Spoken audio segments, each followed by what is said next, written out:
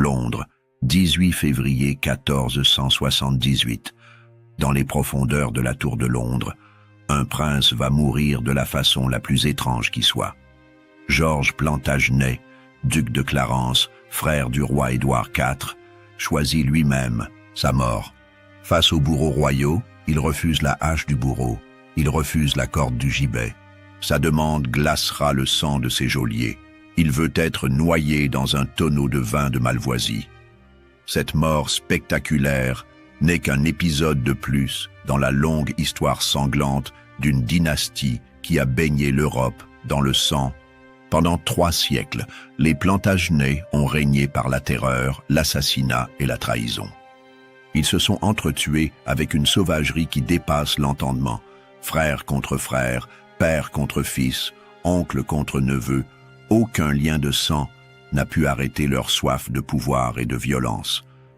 Tout commence avec un genêt, un simple arbuste jaune que Geoffroy V d'Anjou avait l'habitude de planter sur ses terres de chasse. Ce geste anodin donnera naissance au nom qui terrorisera l'Europe, Plantagenet, celui qui plante le genêt. Mais ce n'est pas de la botanique que cette famille cultivait avec le plus de talent. C'est la mort. Quand Geoffroy V épouse Mathilde, l'empresse en 1127, il scelle bien plus qu'une alliance matrimoniale. Il unit 2 lignées maudites, 200 royaux corrompus par l'ambition. Mathilde apporte dans sa dot les droits sur l'Angleterre et la Normandie. Geoffroy offre l'Anjou et le Maine. Ensemble, ils créent un empire qui s'étendra des Highlands écossaises aux Pyrénées. Leur fils Henri II devient roi d'Angleterre en 1154. Avec son épouse Aliénor d'Aquitaine, fraîchement divorcée du roi de France Louis VII, il contrôle plus de territoire que le roi de France lui-même. Un empire si vaste qu'il ne peut être gouverné que par la force brutale.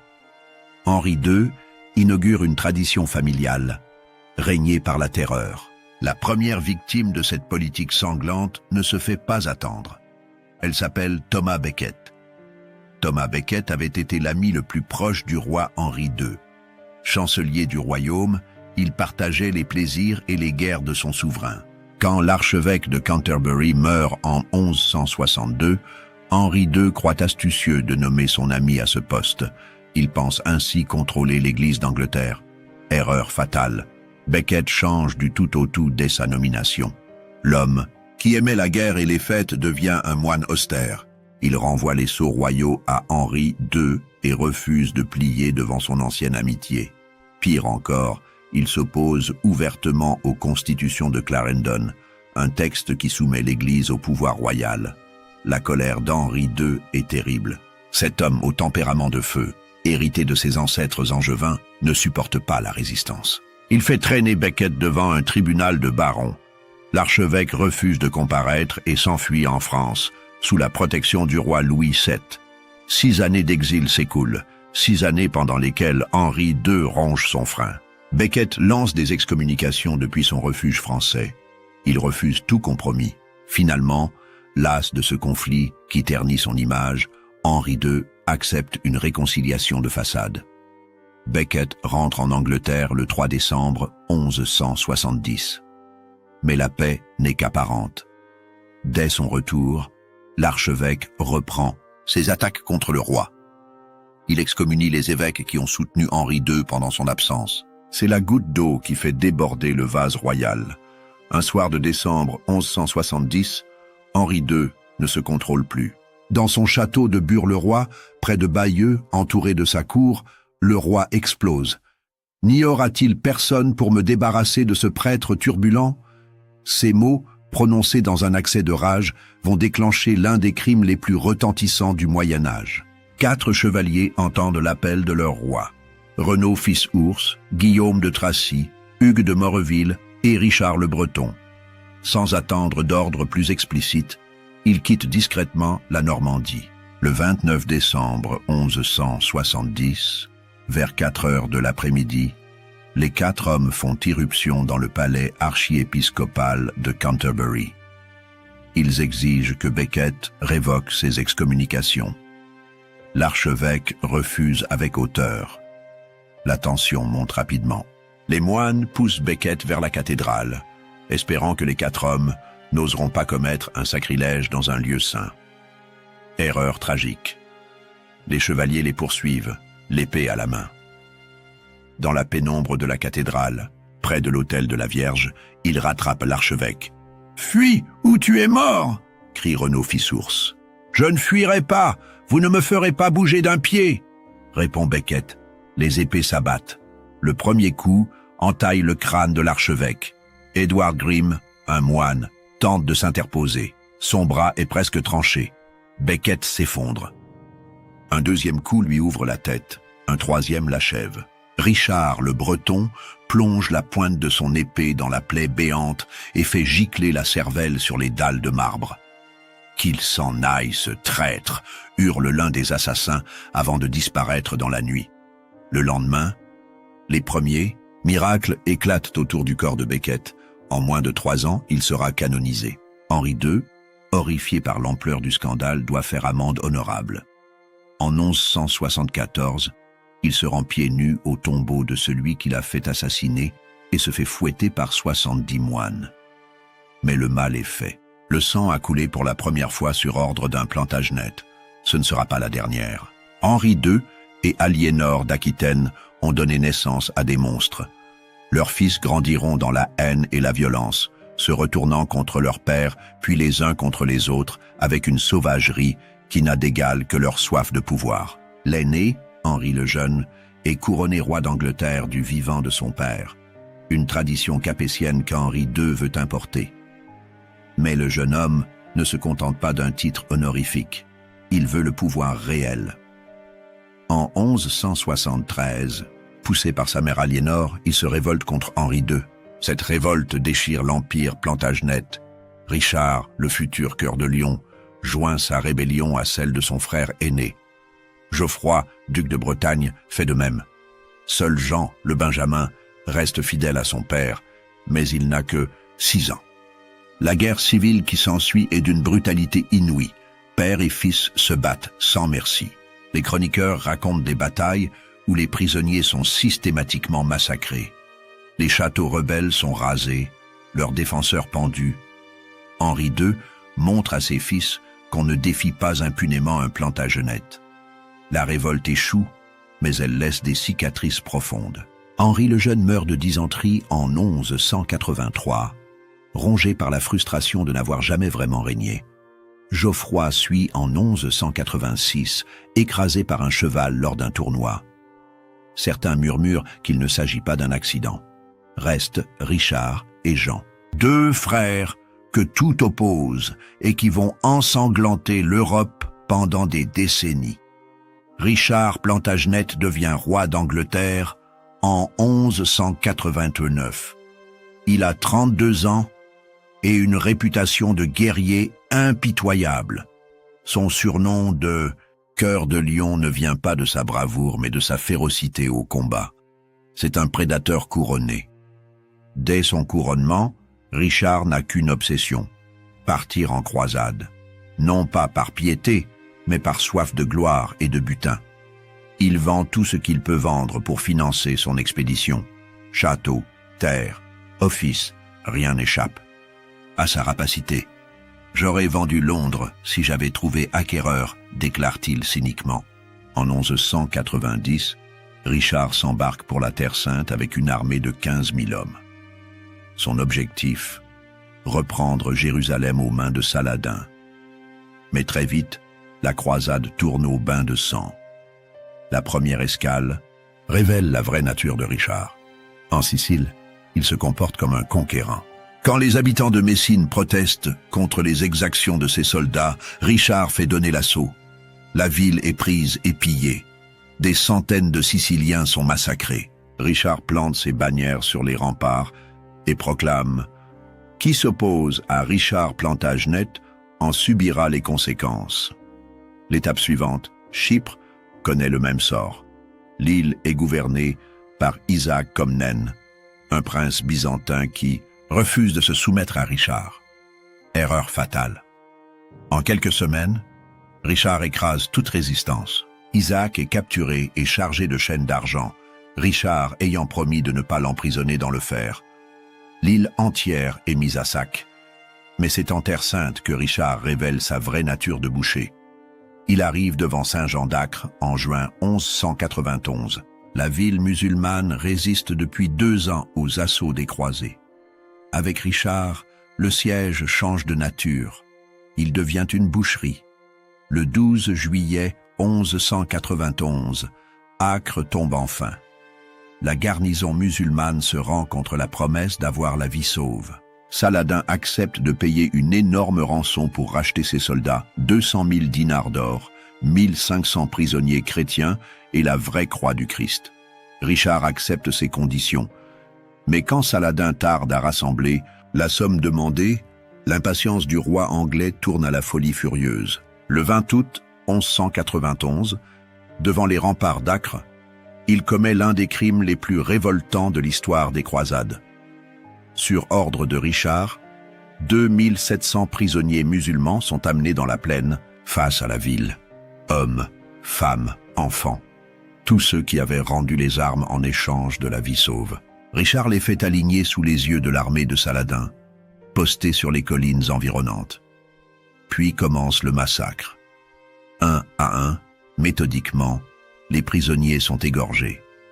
Richard lui-même participe à la tuerie, son épée ruisselant de sang. Les cris des victimes résonnent dans la plaine. Les soldats de Saladin, impuissants, assistent à l'extermination de leurs frères d'armes. Le massacre dure des heures.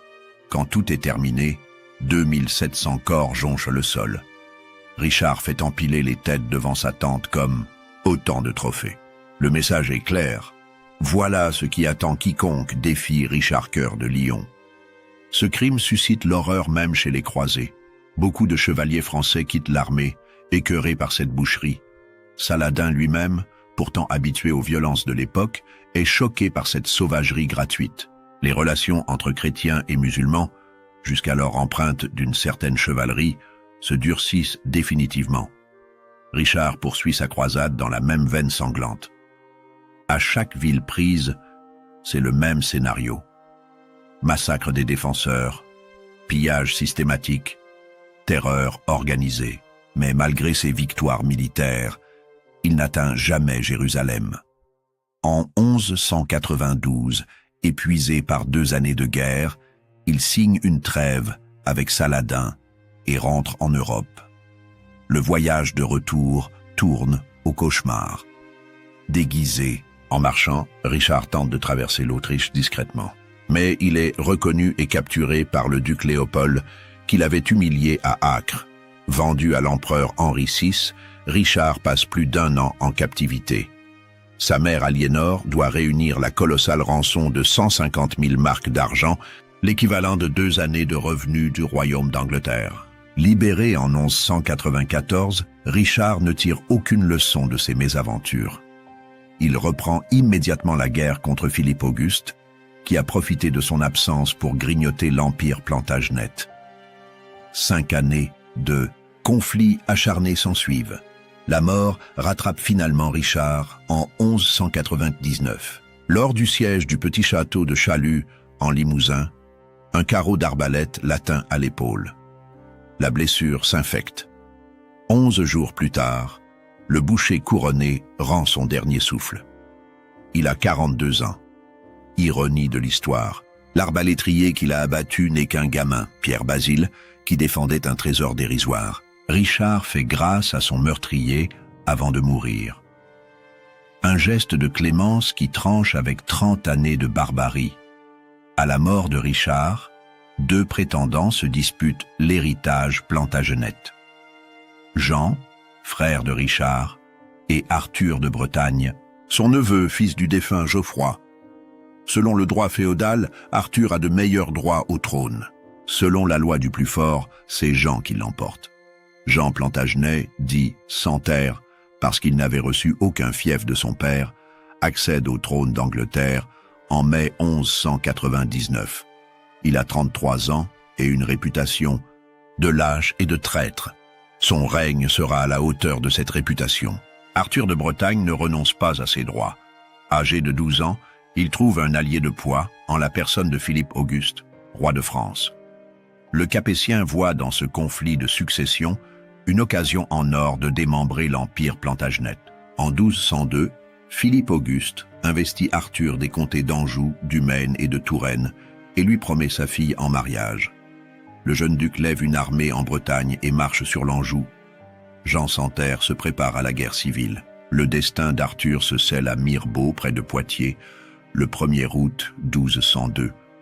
Le jeune homme tente de capturer sa grand-mère Aliénor d'Aquitaine, alors âgée de 80 ans, espérant faire un otage de choix, mais c'est un piège. Jean sans Terre a devancé son neveu. Au petit matin, les troupes royales encerclent Mirebeau. Arthur se bat vaillamment, mais il n'a que 15 ans et peu d'expérience militaire. Capturé avec sa sœur Aliénor et plusieurs barons bretons, il est emmené au château de Falaise, puis transféré à Rouen. Ce qui se passe ensuite dans l'étang. Cachot de Rouen dépasse l'imagination. Jean sans Terre veut se débarrasser définitivement de son rival. Mais aucun de ces barons n'accepte d'assassiner l'héritier légitime de Richard, Cœur de Lion. Même les pires crapules de son entourage reculant devant ce régicide. Jean décide alors d'agir lui-même. Dans la nuit du 3 avril 1203, il fait sortir Arthur de sa cellule sous prétexte de le changer de prison. Il l'emmène dans une barque sur la Seine. Au milieu du fleuve, loin de tout témoin, Jean dégaine son poignard. Arthur a 16 ans. Il supplie son oncle de l'épargner. Il promet de renoncer à ses droits, de s'exiler, de ne jamais revenir. Jean reste sourd à ses prières. D'un geste brutal, il plonge sa lame dans le cœur de l'enfant. Puis il jette le corps à l'eau. Le cadavre d'Arthur ne sera jamais retrouvé. Officiellement, le jeune duc a disparu. Mais très vite, la vérité filtre. Guillaume de Briouze, l'un des gardes de la tour de Rouen, finit par tout raconter. L'horreur de ce crime frappe l'opinion européenne. Philippe Auguste exploite immédiatement ce scandale. Il convoque Jean devant la cour des pairs de France pour répondre du meurtre de son neveu. Jean refuse de comparaître. Il est condamné par contumace à la mort et à la confiscation de tous ses fiefs français. Cette condamnation sonne le glas de l'Empire, Plantagenet. En moins de 2 ans, Philippe Auguste conquiert la Normandie, l'Anjou, le Maine et la Touraine. Jean sans Terre ne conserve que l'Aquitaine et l'Angleterre. L'empire d'Henri II s'effondre sous le poids d'un infanticide. Mais Jean n'en a pas fini avec les crimes. Sa paranoïa grandissante le pousse à éliminer tous ceux qui pourraient témoigner contre lui. Guillaume de Briouze, qui a parlé du meurtre d'Arthur, est traqué impitoyablement. Sa femme Mathilde et son fils aîné sont enfermés dans le château de Corfe et laissés mourir de faim. Quand on ouvre leur cachot, on trouve les corps de la mère et de l'enfant. Mathilde a rongé les joues de son fils dans une ultime tentative pour le sauver de la mort. Cette découverte macabre achève de ternir la réputation de Jean sans Terre. Le roi d'Angleterre finit par payer ses crimes. En 1215, révolté par sa tyrannie, les barons anglais l'obligent à signer la Grande Charte, qui limite ses pouvoirs. 1 an plus tard, ils font appel au prince Louis de France pour le renverser. Jean meurt en 1216, probablement empoisonné, haï de tous et abandonné par ses propres fils. Son règne de 17 ans aura été une succession ininterrompue de défaites, de trahisons et de crimes. 2 siècles plus tard, les descendants de Jean sans Terre n'ont rien perdu de leur goût pour le meurtre en famille. La guerre des 2 Roses, qui déchire l'Angleterre de 1455 à 1485, atteint des sommets de barbarie fratricide. Tout commence par une question de succession. Le roi Henri VI, Plantagenet, sombre dans la folie en 1453. Ces crises de démence laissent le royaume sans direction. Richard Plantagenet, duc d'York, en profite pour revendiquer le trône au nom de ses droits héréditaires. 2 camps se forment. D'un côté, la maison de Lancastre, représentée par Henri VI et sa femme Marguerite d'Anjou, arbore la rose, rouge. De l'autre, la maison d'York, menée par Richard, choisit la rose blanche. 30 années de guerre civile vont s'ensuivre. Les premières batailles tournent à l'avantage des York.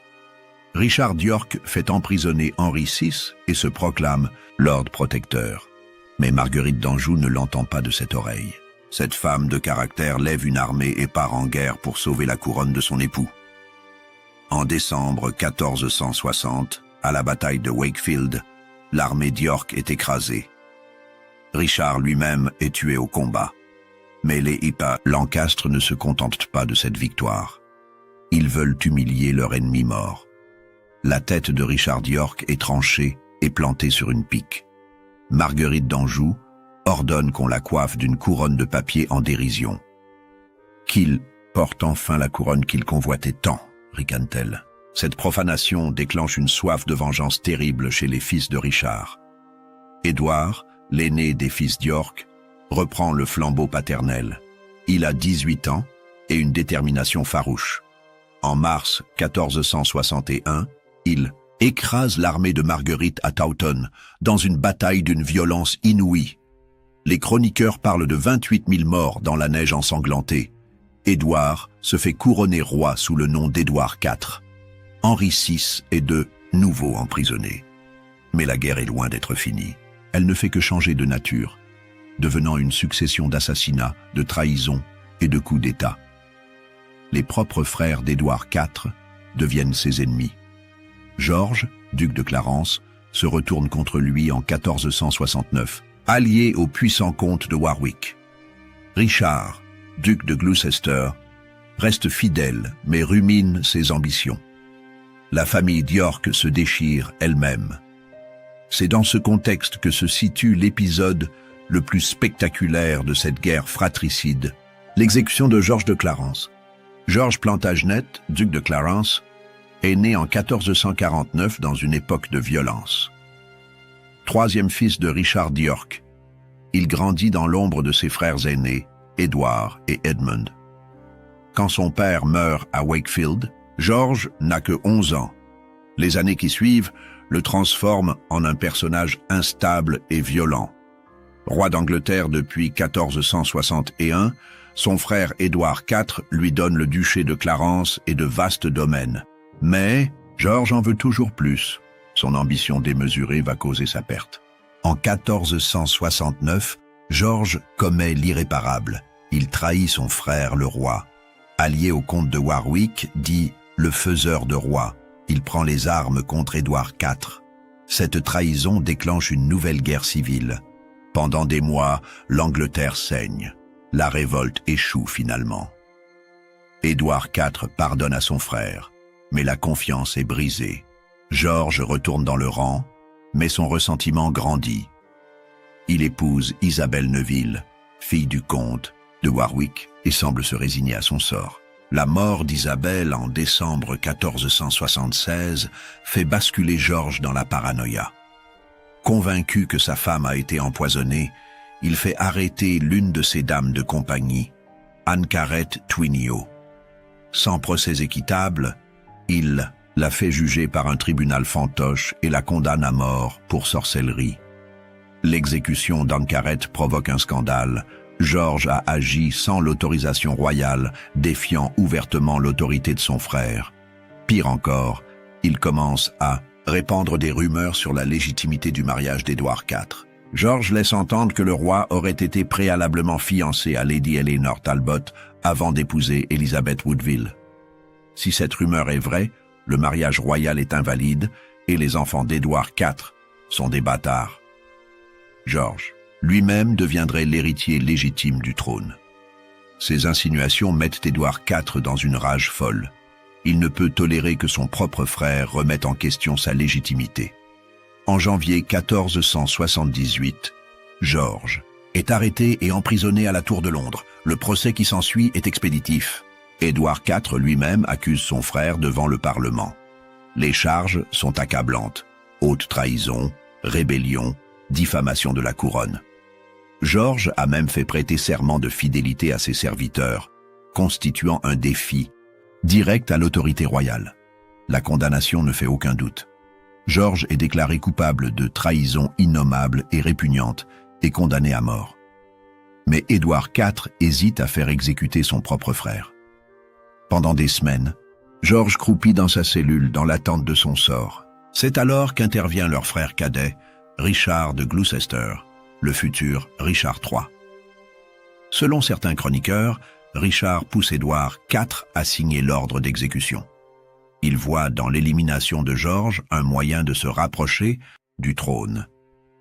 Le 18 février 1478, l'ordre tombe enfin. Georges doit mourir. Mais compte tenu de son rang princier, il a droit à un privilège rare, choisir son mode d'exécution. C'est là que l'histoire bascule, dans l'extraordinaire.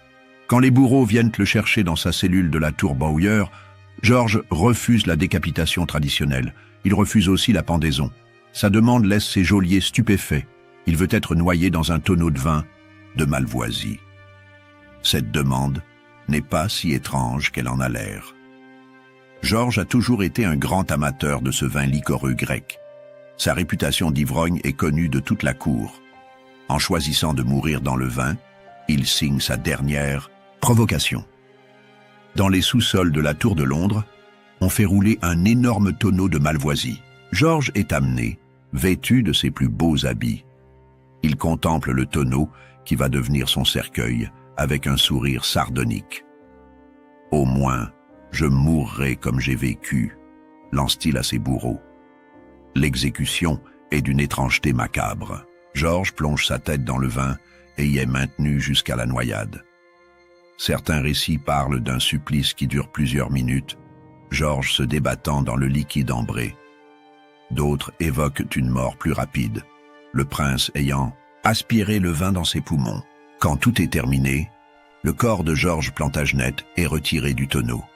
Ruisselant de Malvoisie, ses cheveux et ses vêtements sont imprégnés de ce vin qu'il aimait tant. Une mort à l'image de sa vie, excessive et théâtrale. La nouvelle de cette exécution hors du commun fait rapidement le tour de l'Europe. On parle du prince noyé dans le vin dans toutes les cours. Cette mort spectaculaire marque les esprits plus que bien des batailles. Georges Plantagenet entre dans l'histoire par la porte de l'étrange. Mais cette mort révèle surtout l'ampleur de la corruption morale des Plantagenets. Un roi qui fait exécuter son propre frère, un prince qui choisit une mort grotesque. Cette famille a perdu toute notion d'honneur et d'humanité. La prophétie qui pesait sur Georges depuis sa naissance s'accomplit enfin. Un devin avait prédit qu'il mourrait pargé. Tout le monde pensait à Gloucester, son frère Richard. Mais c'est Georges lui-même qui cause sa perte, par son caractère impossible et sa soif de pouvoir. Richard de Gloucester récupère une partie des biens de Georges, se rapprochant encore du trône. Quand Édouard IV meurt en 1483, Richard élimine ses neveux, les fameux princes de la Tour, et se fait couronner Richard III. La malédiction des Plantagenets continue. La mort de Georges de Clarence n'est que l'un des nombreux crimes qui jalonnent l'histoire des Plantagenets. Cette dynastie aura marqué l'Europe de son empreinte sanglante pendant plus de 3 siècles. Leurs crimes ne sont pas des accidents de l'histoire. Ils révèlent une pathologie familiale, une incapacité congénitale à résoudre les conflits autrement que par la violence. Chez les Plantagenets, le meurtre est un mode de gouvernement. Henri II fait assassiner Thomas Becket pour préserver son autorité. Richard Cœur de Lion massacre 2700 prisonniers pour terroriser ses ennemis. Jean Santerre égorge son propre neveu pour éliminer un rival. Édouard IV noie son frère dans un tonneau de vin pour sauver sa couronne. Chaque génération apporte sa contribution à cette hécatombe. Les fils tuent leur père, les frères s'entretuent, les oncles assassinent leurs neveux. Aucun lien de sang n'est assez fort pour tempérer leur ambition dévorante. Cette violence familiale contamine toute la société. Sous les Plantagenets, l'Angleterre et la France vivent dans un état de guerre quasi permanent. Les conflits dynastiques se transforment en boucherie généralisée. La guerre de Saint-Hans, qui oppose les deux royaumes de 1337 à 1453, fait des centaines de milliers de morts.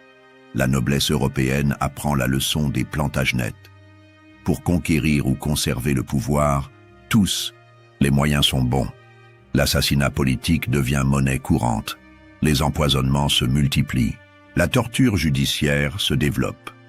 Cette brutalisation de la société politique aura des conséquences durables. Elle prépare les violences religieuses du XVIe siècle, les massacres révolutionnaires du XVIIIe siècle, les génocides du XXe siècle. Les Plantagenets ont montré la voie à tous les tyrans qui leur succéderont. La guerre des deux roses sonne le glas des Plantagenets. Après la mort de Richard III à Bosworth en 1485, la dynastie s'éteint officiellement. Henri Tudor, vainqueur de la bataille, fonde une nouvelle lignée en épousant Élisabeth d'York. Mais les derniers descendants directs des Plantagenets connaissent encore des fins tragiques. Édouard Plantagenet, comte de Warwick et fils de Georges de Clarence, passe la majeure partie de sa vie en prison. Henri VII le fait exécuter en 1499 à l'âge de 24 ans, voyant en lui une menace pour sa dynastie naissante. Marguerite Pole, fille de Georges de Clarence et sœur d'Édouard, survit plus longtemps. Mais en 1541, à l'âge de 68 ans, elle finit aussi sur l'échafaud sur ordre d'Henri VIII. Son crime? Être la dernière représentante légitime des Plantagenets. Son exécution clôt définitivement le chapitre sanglant de cette dynastie maudite. Marguerite monte à l'échafaud avec courage, refusant de poser sa tête sur le billot. Quand le bourreau s'approche, elle recule et déclare « Mon cou n'a commis aucun crime ». Le bourreau la poursuit autour de l'échafaud et lui assène plusieurs coups de hache maladroits avant de réussir à la décapiter. Cette mort atroce achève symboliquement l'extinction des Plantagenets dans le sang et la violence qui ont marqué toute leur histoire. L'histoire des Plantagenets offre un témoignage saisissant sur les ravages du pouvoir absolu. Quand aucune institution ne peut contenir la violence des puissants, celle-ci se retourne invariablement contre eux-mêmes. Cette famille qui a régné, par la terreur finit par être dévorée par sa propre violence. Les fils d'Henri II se révoltent contre leur père. Les frères d'Édouard IV se dressent les uns contre les autres. La malédiction qui pèse sur les Plantagenets n'est autre que leur incapacité à sortir du cycle de la violence. Leurs crimes révèlent aussi l'importance des institutions dans la régulation du pouvoir. Quand Henri II fait assassiner Thomas Becket, il défie l'Église. Quand Jean Santerre tue Arthur de Bretagne, il bafoue le droit féodal. Quand Édouard IV exécute Georges de Clarence, il sacrifie les liens familiaux. Chaque crime affaiblit un peu plus la légitimité de cette dynastie. Les Plantagenets finissent par régner sur un peuple qui les hait et une noblesse qui ne leur obéit que par crainte. Leur pouvoir ne repose plus que sur la force brutale. Cette leçon reste d'actualité. L'histoire moderne regorge de dictateurs qui ont cru pouvoir gouverner par la seule terreur. Comme les Plantagenets, ils finissent généralement dévorés par la violence qu'ils ont déchaînée. Le tonneau de Malvoisie dans lequel Georges de Clarence a trouvé la mort symbolise parfaitement cette destinée. Ce prince qui a vécu dans l'excès meurt dans l'excès. Cette famille qui a baigné l'Europe dans le sang finit noyée dans sa propre violence. Aujourd'hui encore, les crimes des Plantagenets hantent la mémoire collective. Canterbury reste marqué par l'assassinat de Thomas Becket. La Tour de Londres évoque les fantômes d'Arthur de Bretagne et de Georges de Clarence. Château-Gaillard rappelle la folie mégalomane de Richard Cœur de Lion. Ces lieux de mémoire témoignent de la persistance du souvenir. 7 siècles après, la mort du dernier Plantagenet, leurs crimes continuent de fasciner et d'horrifier. Car ils révèlent une vérité universelle sur la nature humaine. Le pouvoir absolu corrompt absolument. Shakespeare a immortalisé leur forfait dans ses drames historiques. Richard III y apparaît comme un monstre bossu assoiffé de sang. Jean Santerre inspire le tyran d'Ivanhoe. Henri II et Thomas Becket revivent dans Becket de Jean Anouilh. Cette postérité littéraire n'est pas un hasard. Les crimes des Plantagenets ont une dimension tragique qui dépasse leur époque. Il raconte l'histoire éternelle de l'ambition dévorante, de la violence aveugle, de la corruption du pouvoir. Le prince noyé dans le vin de Malvoisie résume à lui seul cette tragédie. Georges de Clarence incarnait tout ce que cette dynastie avait de plus sombre: l'orgueil démesuré, la trahison familiale, l'autodestruction finale. Sa mort grotesque signe l'acte de décès moral des Plantagenets. Car au-delà de l'anecdote spectaculaire, cette exécution révèle l'ampleur de la déchéance d'une famille royale. Quand un prince préfère mourir noyé dans du vin plutôt que de mourir dignement, c'est toute une conception de l'honneur qui s'effondre. Les Plantagenets avaient commencé leur règne en promettant d'apporter l'ordre et la justice. Ils l'achèvent dans le chaos et le crime. De Henri II à Richard III, cette dynastie aura semé la mort partout où elle est passée. Leur héritage le plus durable n'est ni architectural ni culturel. C'est une leçon d'histoire sur les dangers de l'absolutisme. Quand le pouvoir n'a plus de limites, il finit toujours par se retourner contre ceux qui l'exercent. Le tonneau de Malvoisie de Georges de Clarence nous parle encore aujourd'hui. Il nous rappelle que la violence engendre la violence, que les crimes appellent les crimes, que les tyrans finissent toujours par être dévorés par leur propre barbarie.